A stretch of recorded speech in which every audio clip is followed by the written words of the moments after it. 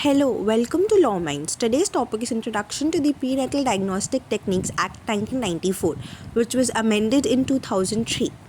The introduction to the Act is that it is a crucial legislation aimed at regulating and preventing the misuse of prenatal diagnostic procedures and thus enabling protection to the women.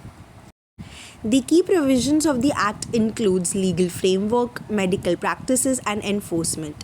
The Act enables the Parliament to legally enforce the rules and regulations provided under them and hence put a bar on those medical practices by ensuring that each and every woman gets protection for their child.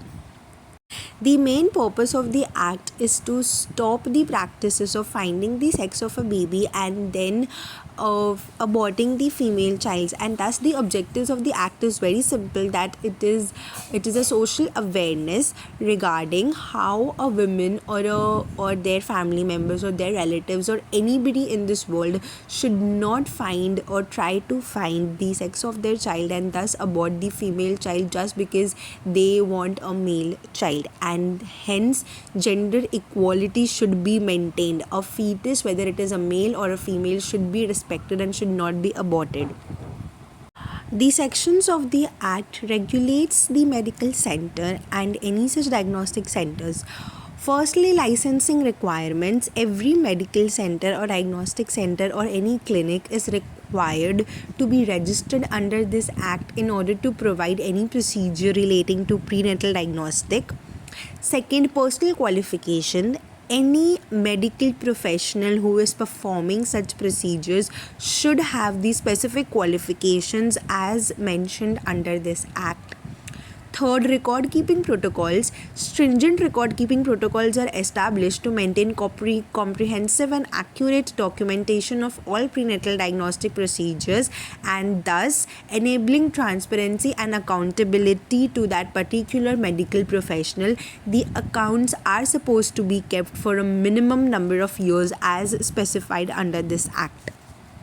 The Act prohibits sex determination and sex selection abortions. Many such women are found to find the sex of her baby and thus abort girl child just because of sex selective abortions, and thus there is a legal ban on any such malpractices by any person.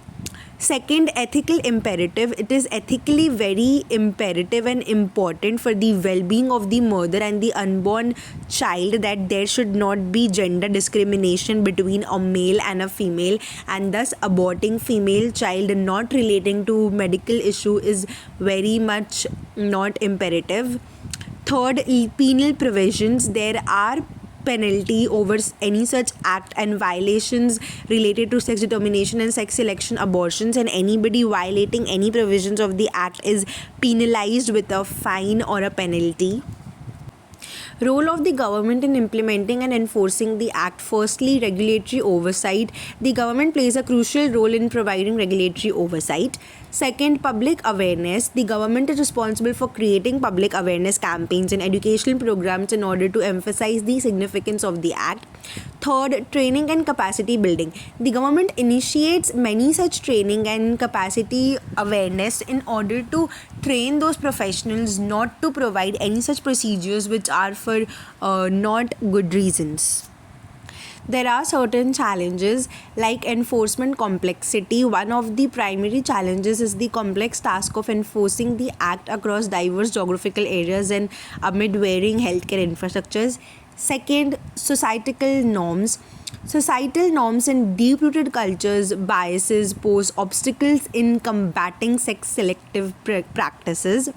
And thirdly, access to care. Ensuring universal access to quality prenatal care and diagnostic services remains a persistent issue, and there are certain challenges and bottlenecks to particular act. The conclusion and future prospect is that there should be effective enforcement of the Act, removing all such bottlenecks and obstacles and loopholes provided in the Act.